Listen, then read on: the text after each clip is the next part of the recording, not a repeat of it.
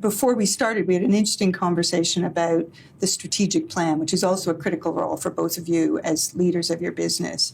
Any tips and insights on the strategic planning role? Yeah, I mean, the plan is the single most important thing because you have the plan even before you put the people in place to execute. So your plan is everything. And that plan will change with time, with changes in the company, changes in the industry, changes with consumer demand. And you should have, I mean, we always pride ourselves on having a 50-year plan as well as a 50. Yes, 50, as well as a 1 and 5, because we're not building a business to sell. We're building a legacy brand in the beer business, a beer that Canadians can be proud of. So if there's anything required on a day-to-day basis that needs to be adjusted to get the company or a certain department or an individual driving towards that plan, that is as high a priority item as you could possibly spend time on. This is something that resonates strongly with us at our company, which is that there is the what that we have, which is our product, which is the product that we design and love. Then there's the how we do it and how we make it and how we get it to people and how we sell it. And then there's the why we do it. And the why we do it is really what drives our overall strategy, why we're here, why we are here today, and why we're going to be here in 50 years. So the why is really what drives all of it. And it really leads the strategic decisions that we have on an annual basis. If you're clear on that, like why you're in existence as a company and what it is, what is the essence of why you all go into work every day, then that really does drive all of those high-level, important, strategic, long-term decisions. Past this quarter, past this financial year, it's with the view to be growing the business for the reason that you started in the first place. So I think having that very clear in your minds, in your team's minds, and having that be the guiding light for your strategic initiatives is really, really important. There's a great saying that says, you know, if you don't have a strong plan, everything seems like a good opportunity.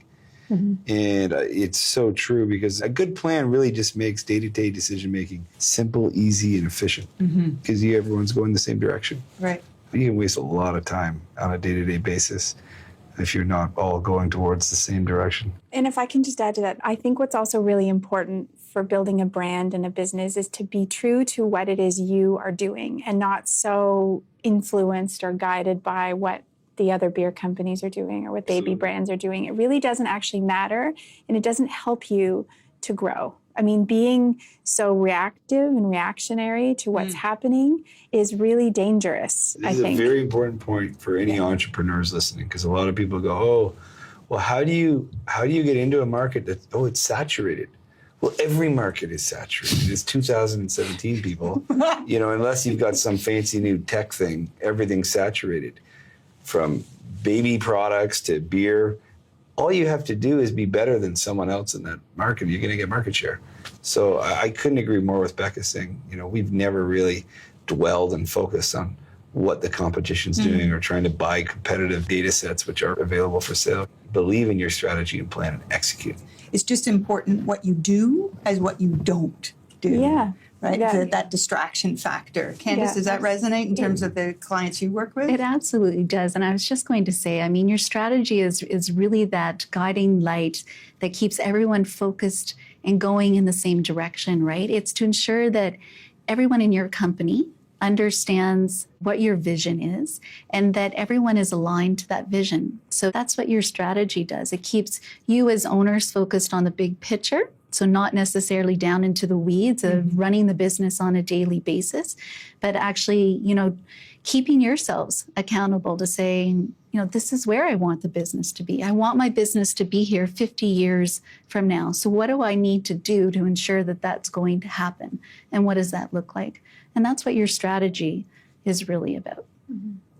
What are some of the common mistakes you think that people make as they're looking to grow and putting growth plans in place? Either things that you almost did but didn't, or things that you've seen from other businesses in terms of mistakes as people are trying to grow? Brand proliferation is the number one killer I see of small business. I mean, it works for Procter & Gamble, but if you're a startup, man, the number of people I see who they come out with 300 products in their first 10 years and they are nothing to nobody. When they wake up one morning, they started with a great passion and a great vision, and they let their temptation take them off. Well, they probably didn't have a plan. But we see that all the time. I would probably say having a great idea is obviously the important part, but being able to market it and sell it and have it be competitive and having the price structure, your price structure, work to that pricing structure that works in the market is so key. So I think there can be a great idea, but not having the pricing model, the cost of the good versus what you're going to be able to sell it for, and having the right margins built in. When we started our company, we started the brand as a wholesale business. So our cost structure was built on that model. Mm-hmm. So we built in a profit margin that worked selling it to retailers. So we've then, in the last couple of years, added a retail component by selling it on our own website. And we're building our retail business, which is at double the margin. So rather than starting there and trying to work backwards, we tried to be very strategic and very careful that the pricing structure and the margins made sense, because the idea, as everyone knows, is just part of it, but it has to be economical and the profit has to be there and it has to be sustainable and growing. So I think that's a key part that people have to really have a very clear handle on from the cost of production before they start to enter the market and have a real positioning from a pricing structure. Other thoughts from you, Candace, around those things that are common mistakes during that growth phase? So I think because we work with a lot of owners that are focused on the sustainability and the transferability of their companies, I think one of the biggest mistakes that we see with business owners is that they are the do-it-all business owner. So we say that they have that octopus syndrome where they're doing everything. Mm-hmm. So they really haven't taken the opportunity to build their business, put the right infrastructure in place in their business so that it's not just reliant on them. So for us, we're always telling owners that they do have to, Stephen Covey, you think with the end in mind, right? So you build your business to last decades, but you always have to think about, how you're going to transition it eventually. And there's a myriad of options that are available, but that do-it-all business owner, that impedes your That's growth. The guy or girl who wasn't good in group projects. Yes. They are very third-party help is the best model for them because their businesses will sputter. But we have a lot of really successful business owners and clients that have great businesses. They're $20 million businesses, but they're still so heavily involved that if they weren't there, the company wouldn't operate the same way.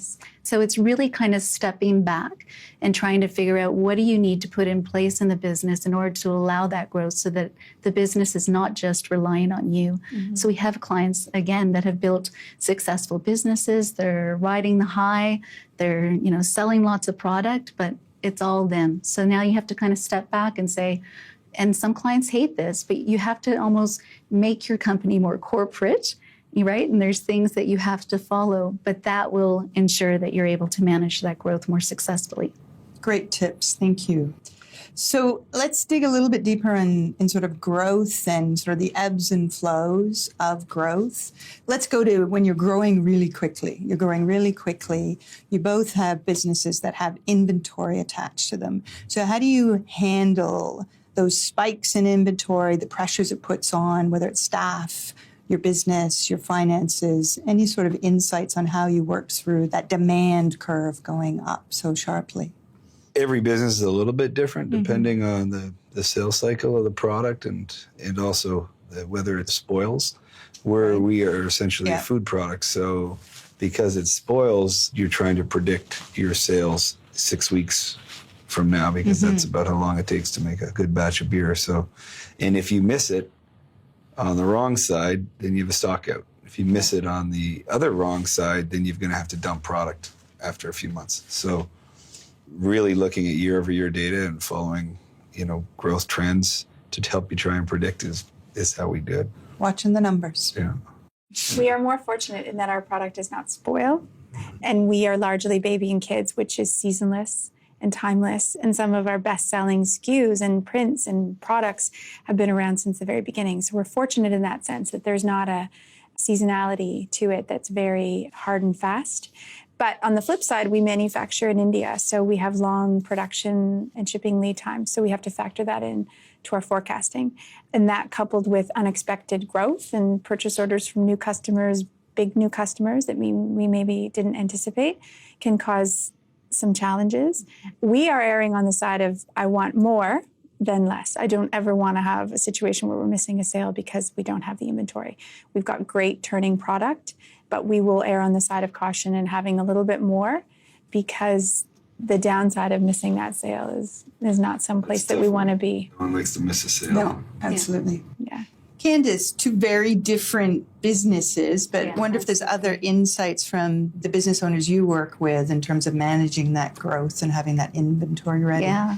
Well, I think you guys really have hit the nail on the head when you're talking about data. There's so much data available now to businesses, right? Really knowing what your lead time is and what your peak demand periods are. And then you had also mentioned having a plan. And I think it really comes back to a plan. And that's what we see. So when we're talking to our clients and they're looking at, how am I going to manage this growth period? It's really about knowing that you have backup suppliers or producers, or, you have someone else to go to if you do have that spike in your sales cycle. So how are you going to fill that?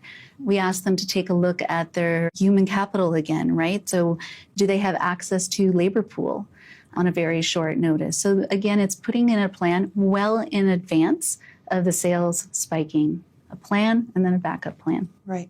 So let's follow the cycle through a little bit. Yeah. And so you've had the surge in business. How do you balance reinvesting in your business and all the different choices around where to reinvest in advertising and new product development, the different elements? How do you think through that to keep the engine of growth going?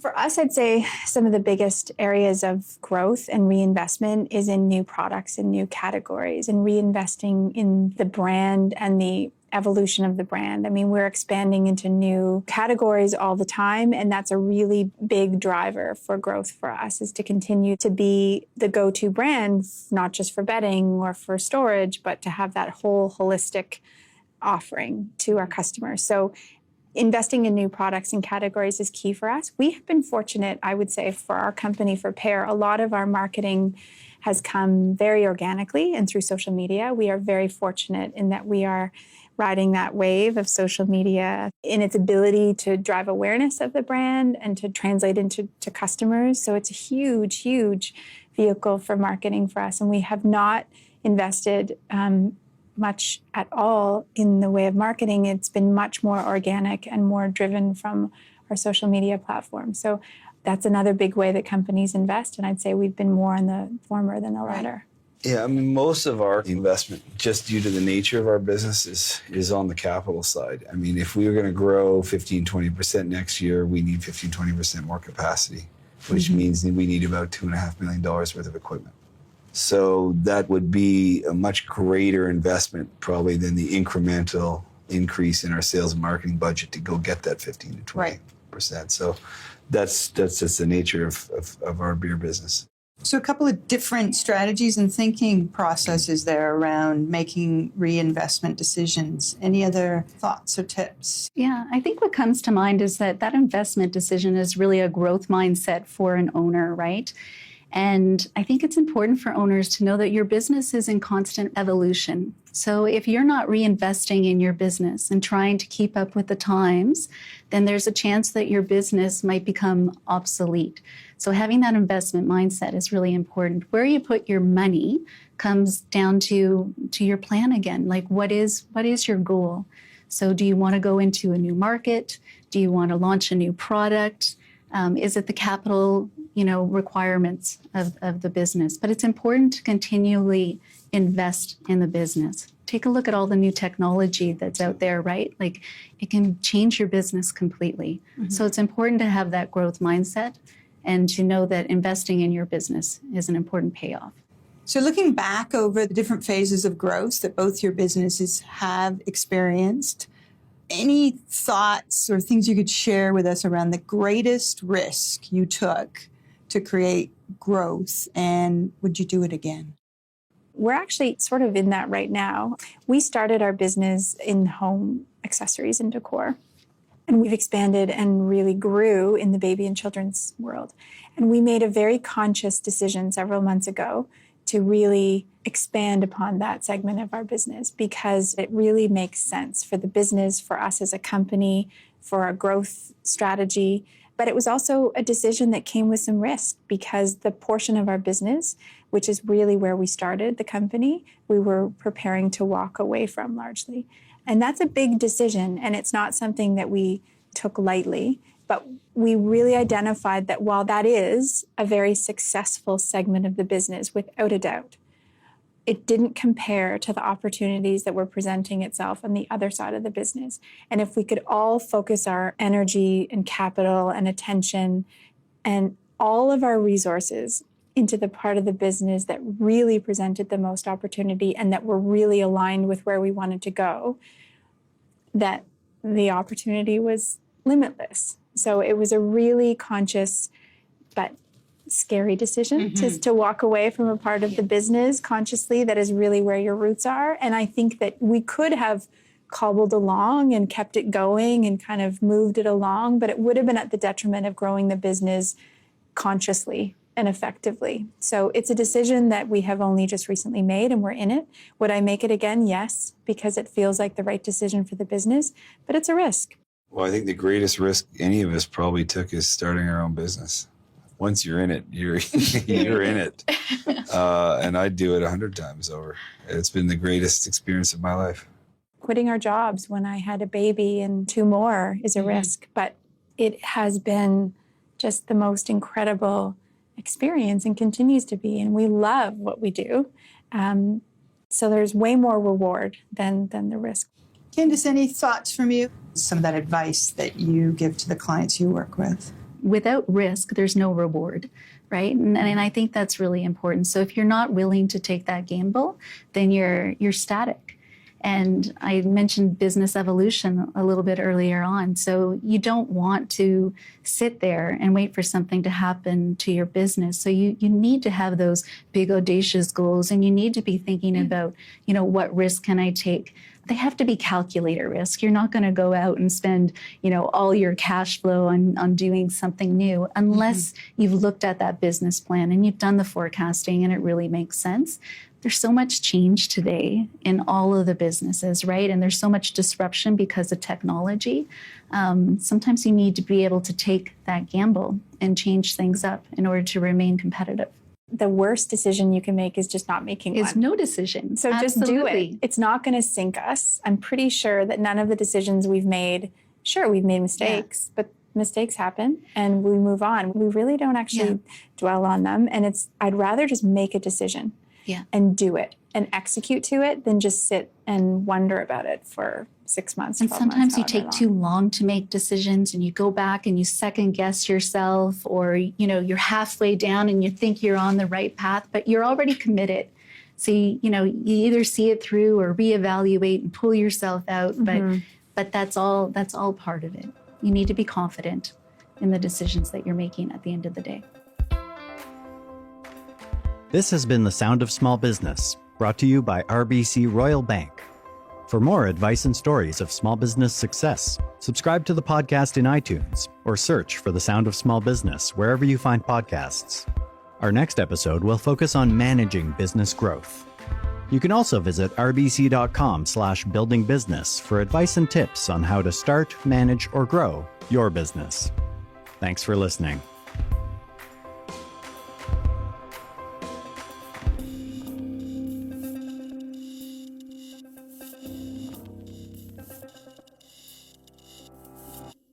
This podcast series is intended as general information only and is not to be relied upon as constituting legal or other professional advice. No endorsement of any third parties or their advice, opinions, information, products, or services is expressly given or implied by Royal Bank of Canada or any of its subsidiaries.